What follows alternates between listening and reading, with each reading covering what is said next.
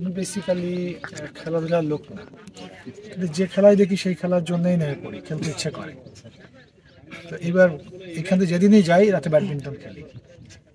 তো প্রতিদিনই যারাই আমাদের সাথে খেলে না কেন ওরা ভালো খেলে, কিন্তু হয় দুটো খেললে কমপক্ষে একটা আমরা দেই, একটা ওরা দেয়, কোনো কোনো দিন দুটোই দেই। তো আমার কোনো কোনো বন্ধু বলে যে আমার সব কিছুতে ইন্টারেস্ট আছে।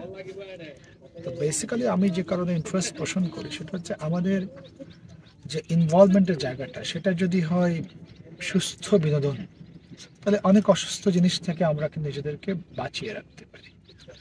যে ছেলেটা খেলতে পারে ও মনস্তত্ত্বটা সুস্থতার দিকে যায়, যে ছেলেটা খেলা দেখে ও একটা সুস্থ মনস্তত্ত্ব পোষণ করে, যে ছেলেটা খেলার ইনসেন্টিভ দেওয়ার জন্য বাইরে থেকে হাততালি দেয় তার মধ্যেও একটা ইতিবাচক মানসিকতা তৈরি হয়।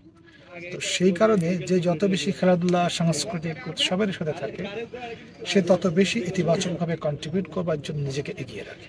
আমরা মনে করি তোমরা যে সুযোগ আজকে আমাদের তৈরি হলো, আমি বলবো যে ইটস আওয়ার বিগিনিং না। আমরা চাই যে আগামী 4 বছরে আমরা ইনশাল্লাহ সুস্থ থাকলে, ভালো থাকলে এই বিশ্ববিদ্যালয় একটা অন্যরকম উচ্চতা লাভ করবে। কি করবো আমি জানি না, কিন্তু প্রতিদিন তোমরা দেখতে থাকবে যে আমরা ভালো কিছু করছি। আজকে গত 2 দিন ধরে আমি কমিউনিকেট করছি চট্টগ্রামের দুটো স্বনামধন্য ডায়াগনস্টিক সেন্টারের সাথে, একটা হচ্ছে এপিক, একটা হচ্ছে ইবনে সিনা, যাতে করে তোমাদের সমস্ত টেস্ট 40% ডিসকাউন্টে করাতে পারো। এবং তারা অ্যাগ্রি করেছে। আমরা আশা করছি যে আগামী সপ্তাহে তো আমরা একটা এমওইউ সাইন করে ফেলবো। এক করে আমরা আমাদের ছাত্রছাত্রীদের সাথে সংযুক্ত, কানেক্টেড যে সমস্ত ইস্যুগুলো আছে অন বাই অন আমরা সব এক জায়গায় নিয়ে আসি।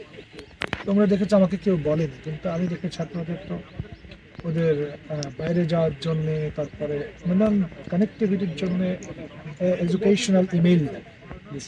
আমি কিন্তু এসেই 1 দিন বা 2 দিন পরেই বোধহয় সাহেবকে বলেছি তোমরা প্রক্রিয়া শুরু করো।